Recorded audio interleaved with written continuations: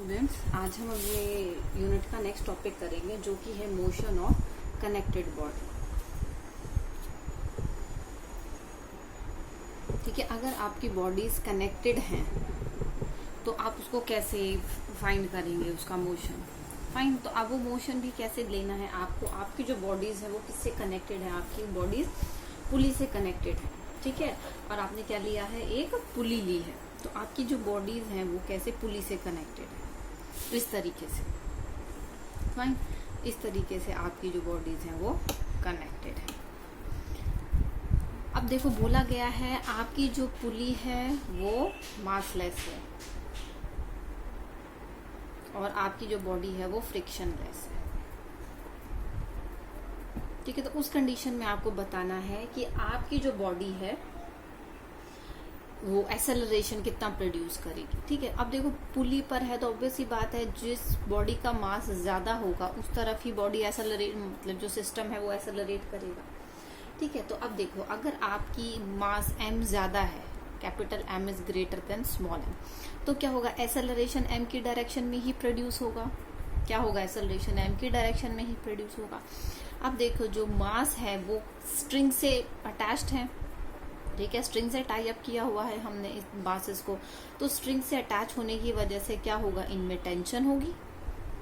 और अगर आपके पास ये दोनों एक ही वायर से कनेक्टेड है, मतलब आप जब तो हम इसको साथ कनेक्ट बोल रहे हैं, एक ही वायर से कनेक्टेड है, तभी तो इसका इफेक्ट इस पर आ रहा है, तो इसलिए टेंशन जो होगा दोनों में सेम होगा।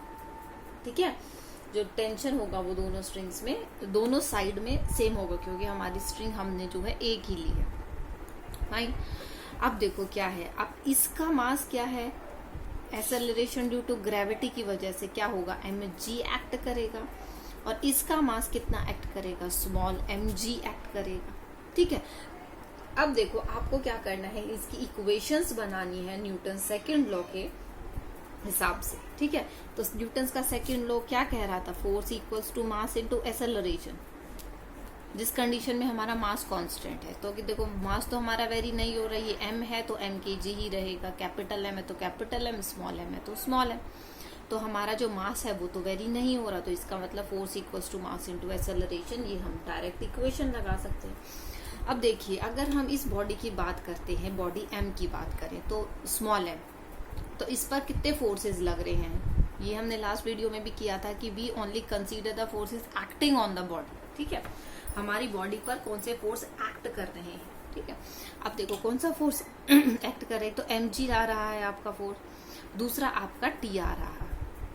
अब देखो, एक्सेलरेशन कैपिटल M की टूवर्ड्स है, मतलब in the direction of capital M, तो इसका एक्सेलरेशन ऑब्वियस सी बात है ऊपर की तरफ होगा, तो जिस साइड एक्सेलरेशन होगा उस साइड का फोर्स ज्यादा होगा, तभी तो बॉडी उस तरफ मूव कर रही है। तो क्या होगा, क्या force equals to mass into acceleration, तो फोर्स क्या है, T और mg दो फोर्स हैं, तो जिस तरफ एक्सेलरेशन है उधर का फोर्स ज्यादा होगा, तो आपके पास क्या है, T minus mg equals to mass into acceleration, mass तो क्या है m, और एक्सेलरेशन हमने क्या लिया है, स्मॉल a। ठीक है, ऐसे ही अगर हम कैपिटल M की बात करते हैं, कैपिटल M की अगर हम इक्वेशन बनाते हैं ऐसे ही, तो हमारे पास कैपिटल M की इक्वेशन क्या बनेगी, फोर्स कौन से लग रहे हैं, T और mg, एक्सेलरेशन किसके डायरेक्शन में है, mg की डायरेक्शन में, तो हमारे पास क्या हो जाएगा, mg minus t equals to mass into acceleration, capital M into a। ठीक है, अब देखो हमें क्या निकालना है, हमें एक्सेलरेशन निकालनी है, हमें क्या निकालना है, एक्सेलरेशन निकालनी है हमें सिस्टम की। ठीक है, बॉडीज कितनी एक्सेलरेशन से मूव कर रही हैं, तो देखो हमें टेंशन की जरूरत नहीं है, तो हम टेंशन जो हमें पता भी नहीं है तो हम इसको क्या हटा दें, हटा कैसे देंगे, अगर हम इन दोनों इक्वेशंस को ऐड कर देंगे तो हमारा t से t कैंसल आउट हो जाएगा। तो अगर हम इन दोनों इक्वेशंस को ऐड करते हैं तो t से t कैंसल आउट हो जाएगा, तो हमारे पास क्या बनेगा, mg minus mg equals to m a plus capital M a, तो हमारे पास ये इक्वेशन बन जाएगी। ठीक है, तो अगर हम यहाँ से हमें क्या निकालना है, कैपिटल A की वैल्यू निकालनी है, तो capital A m plus m equals to g common ले लें, capital M minus small m, ये इक्वेशन आ जाएगी। एक्सेलरेशन क्या हो जाएगा हमारे पास, m minus m into G divided by capital M plus M। तो ये क्या आ गई, हमारी एसेलरेशन आ गई है हमारे सिस्टम की, कि जिससे हमारा जो सिस्टम है वो मूव करेगी। हमारी जो दो कनेक्टेड बॉडीज हैं वो हमारी कनेक्टेड बॉडीज जो है वो मूव करेंगी। ठीक है, तो हमारे पास ये क्या आ गई है, एसेलरेशन की वैल्यू आ गई। अब ऐसे ही आपसे पूछा जाए आपको टेंशन की वैल्यू निकालनी है। ठीक है, आपको क्या निकालनी है, टेंशन की वैल्यू। या तो आप यहाँ से कर सकते हैं कि ए की वैल्यू किसी भी एक इक्वेशन में पुट कर दें तो आपके पास वैल्यू आ जाएगी। ठीक है, या हम इन दोनों इक्वेशन को डिवाइड कर ले, हमारी एसेलरेशन की टर्म जो है कैंसिल आउट हो जाएगी। तो हमारे पास दो ऑप्शंस बनते हैं। ठीक है, either we put the value of a, ठीक है, otherwise dividing the equation, dividing the equations. तो हमारे पास क्या, एसेलरेशन की टर्म कैंसल आउट हो जाएगी। अब देखिए एसेलरेशन की टर्म वैल्यू आप तब पुट कर सकते हैं अगर आपको पूछा गया कि एसेलरेशन भी निकालनी है। ठीक है, otherwise you can simply divide the equations. Equation तो देखो आपको बनानी ही पड़ेगी। ठीक है, तो आप इन दोनों तरीकों में से कोई भी एक मेथड जो है वो यूज कर सकते हैं। फाइन, उसके बाद देखो आता है, आपको पता होना चाहिए कि फ्री बॉडी डायग्राम क्या चीज होती है। ठीक है, नेक्स्ट चीज है हमारी क्या, free body diagram. Next is your free body diagram. ठीक है, अब फ्री बॉडी डायग्राम का क्या मतलब होता है, अगर हमारे पास काफी सारी बॉडीज हैं, ठीक है, if we have number of bodies and they are connected together by a string या रॉड, किसी भी चीज से कनेक्टेड है, तो हम अपनी कन्वीनियंट के लिए हर एक बॉडी पर सेपरेट फोर्स को कंसीडर करते हैं। मतलब जो भी है हम एक बॉडी के लिए सारे फोर्सेस कंसीडर करेंगे कि उस पर कौन कौन से फोर्स लग रहे हैं, और हम इंडिविजुअली हर एक की इक्वेशन लिखेंगे सेपरेटली। ठीक है, और उन सबको हम अपने ध्यान में रखते हुए हम उनको सॉल्व करेंगे। ठीक है, तो उससे हमारे पास क्या होता है, क्वेश्चन जो है सिंपल हो जाता है और मिस्टेक्स के चांस जो होते हैं वो कम हो जाते हैं। फाइन, तो फ्री बॉडी डायग्राम क्या है, डायग्राम है वो हमारी हर एक बॉडी का जो हमारे सिस्टम में शो की हुई है। ठीक है, अब हमारे यहाँ सिस्टम में 2 बॉडी थी, तो जो भी सिस्टम हम कंसीडर कर रहे हैं उसमें जितनी भी बॉडीज हमें दिखाई गई हैं उन पर कितने फोर्स एक्ट हो रहे हैं। ठीक है, forces acting on the body, हमारे बॉडी पर जितने भी फोर्स एक्ट हो रहे हैं वो हम सब वहां पर शो करेंगे। ठीक है, उसको हम बोलते हैं क्या, फ्री बॉडी डायग्राम। फाइन, अब देखो इस m का फ्री बॉडी डायग्राम अगर हमें बनाना है स्मॉल m का, तो हमने क्या किया, स्मॉल m लिया, हमने इस पर देखा यहाँ पर आपका t है, नीचे आपका mg है और एक्सेलरेशन है आपकी अपवर्ड डायरेक्शन में। ठीक है, तो ये हमारा फ्री बॉडी डायग्राम हो गया। तो ये हो जाता है हमारा क्या, फ्री बॉडी डायग्राम। ऐसे ही हम इस कैपिटल M का बनाएंगे। कैपिटल M का अगर हम बनाते हैं फ्री बॉडी डायग्राम, तो हमारे पास क्या है, इस पर कौन सा फोर्स एक्ट हो रहा है, तो डाउनवर्ड डायरेक्शन में mg, टेंशन हमारी अपवर्ड और डाउनवर्ड डायरेक्शन में a। ठीक है, तो हमारे पास क्या है, ये सब हमारा क्या होता है, फ्री बॉडी डायग्राम बनता है। फाइन, अब देखो इससे रिलेटेड 1 2, अब देखो आपके पास एक क्वेश्चन गिवन है। ठीक है, आपके पास 2 ब्लॉक्स हैं। फाइन, एक है m2 मास का, एक ब्लॉक है m1 मास का। ठीक है, ये दोनों आपके एक सरफेस पर रखे हुए हैं। आपके पास फोर्स गिवन है F, जो हमने m1 मास पर अप्लाई किया है। तो आपको क्या बताना है कि एसेलरेशन कितनी प्रोड्यूस्ड होगी। ठीक है, आपको बताना है क्या एसेलरेशन कितनी प्रोड्यूस होगी। ठीक है, दूसरी आपसे चीज पूछी जा सकती है कि इसका जो कांटेक्ट है, ठीक है, इसके कांटेक्ट या इंटरफेस पर कितना फोर्स आपको लग रहा है। ठीक है, अगर ये दोनों ब्लॉक्स कांटेक्ट पे है तो इंटरफेस पर कितना फोर्स है। ठीक है, तो आपसे पूछा गया है, तो इन दोनों में से कोई भी क्वेश्चन पूछा जा सकता है। तो आपसे पूछा गया है कि इनके इंटरफेस पर कितना फोर्स लग रहा है। ठीक है, you have to find the force at the interface of the block. ठीक है, तो देखो आप इसको 2 तरीके से सॉल्व कर सकते हैं। ठीक है, एक तो है कि आप डायरेक्ट आपकी थर्ड इक्वेशन ऑफ मोशन लगा के वहां से एक्सेलरेशन आ जाएगा। फाइन, एक्सेलरेशन आ जाएगा। देखो आपके पास कल हमने पढ़ा था कि आपकी जो भी बॉडी होती है एक दूसरे पर फोर्स लगाती है, ठीक है, जिसको हम नॉर्मल रिएक्शन भी बोलते हैं, ठीक है। मतलब एक बॉडी दूसरे बॉडी पर फोर्स लगा रही है, दूसरी बॉडी फर्स्ट बॉडी पर फोर्स लगा रही है, तो क्या है, हम उसको बोलते हैं नॉर्मल रिएक्शन। फाइन। तो अब आपके पास अगर ये दो बॉडी कनेक्टेड है, ठीक है, तो ये बॉडी इधर नॉर्मल रिएक्शन लगाएगी कुछ, और सेकंड बॉडी जो है वो इस पर नॉर्मल रिएक्शन लगाएगी कुछ, दूसरे ऑपोजिट डायरेक्शन में होगा आपका हमेशा ये। और ये नॉर्मल रिएक्शन आपको पता है थर्ड लॉ के अकॉर्डिंग हमने पढ़ा था कि जो भी फोर्स हमारी लगती है वो इक्वल एंड अपोजिट फोर्स में होती है अंडर इक्विलिब्रियम कंडीशन, ठीक है। तो ये क्या है, आपकी इक्वल और अपोजिट फोर्स होती है जो नॉर्मल रिएक्शन लगेगी, क्योंकि आपकी बॉडी जो मूव करेगी वो आपकी इस एक्सटर्नल फोर्स की वजह से मूव करती है, ठीक है। इंटरनल फोर्स की वजह से कोई भी मूवमेंट नहीं होती है। तो आपको क्या निकालना है, इनके इंटरफेस पर कितना फोर्स ये लगा रही है, ठीक है। तो देखिए हम एक्सेलरेशन भी निकालते हैं और इन दोनों के इंटरफेस पर कितना फोर्स है वो भी हम निकालते हैं। फाइन। तो अब देखो अगर हम इसको निकालते हैं तो देखो अब आपको फ्री बॉडी डायग्राम भी बनाना आता है। सबसे पहले हम डायरेक्ट उससे कर लेते हैं। अगर हम सेकेंड लॉ ऑफ मोशन लगाते हैं according to second law, F net equals to mass net into acceleration, ठीक है।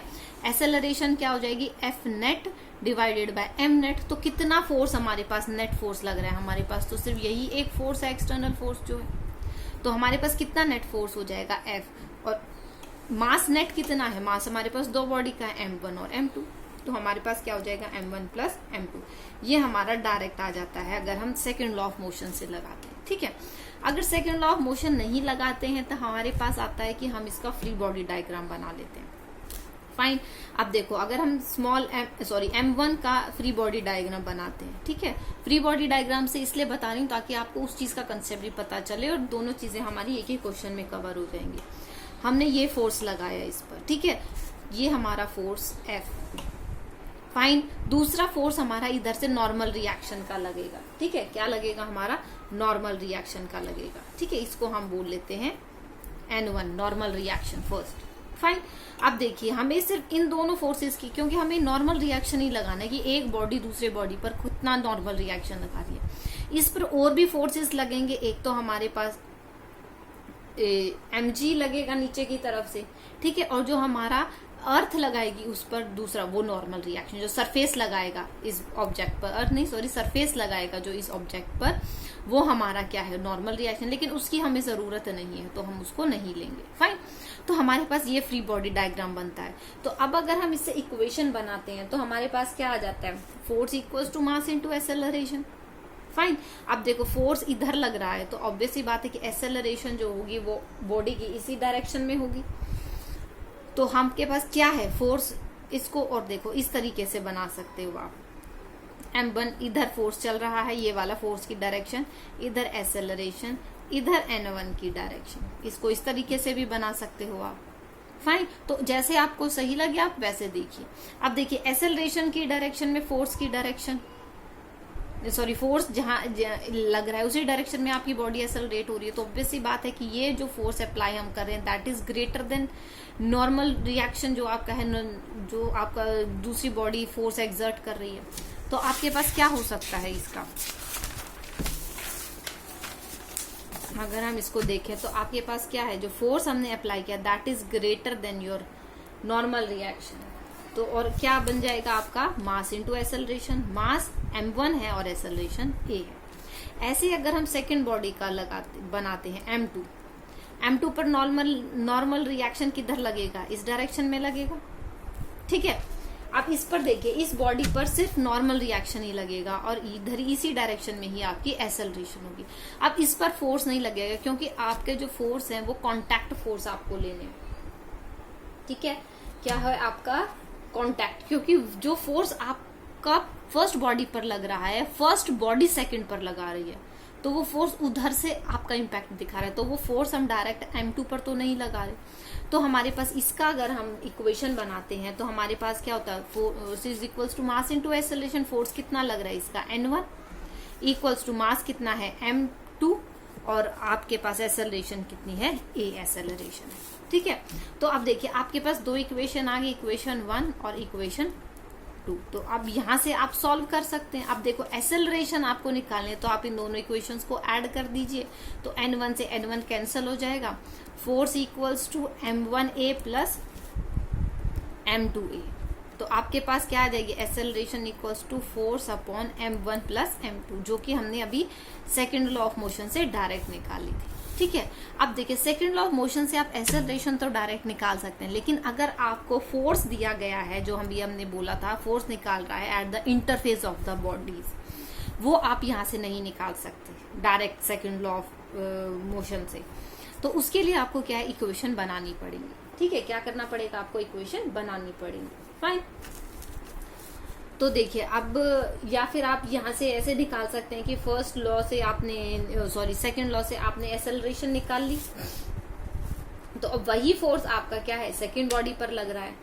तो आपकी अगर पूछा जाए कि सेकंड बॉडी पर कितना है, फर्स्ट बॉडी, चलो अभी हम पहले निकालते हैं, उसके बाद आपको क्लियर होगा। अब देखो हमें क्या है, n1 की वैल्यू निकालनी है, तो हम क्या कर सकते हैं, इन दोनों इक्वेशन में या तो हम a की वैल्यू पुट कर लेते हैं, जहां से a की वैल्यू अगर हम पुट कर लेते हैं तो n1 equals to m2, acceleration क्या है f, m1 प्लस m2, ये हमारी क्या है, एक्सेलरेशन की वैल्यू आ गई।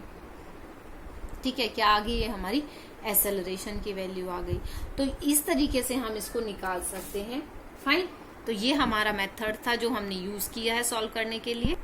ठीक है, तो हम इस तरीके से इन क्वेश्चंस को सॉल्व करेंगे और आपको ये क्वेश्चंस प्रैक्टिस करने हैं। हम नेक्स्ट वीडियो में कुछ एक और क्वेश्चंस ट्राई करेंगे और सॉल्व करेंगे। ठीक है, आज के लिए इतना ही, इसको अच्छे से कवर करना। अगर न्यूमेरिकल्स आप बुक से सॉल्व कर रहे हैं तो जरूर करके देखिएगा। ठीक है, thank you students, that's all for today.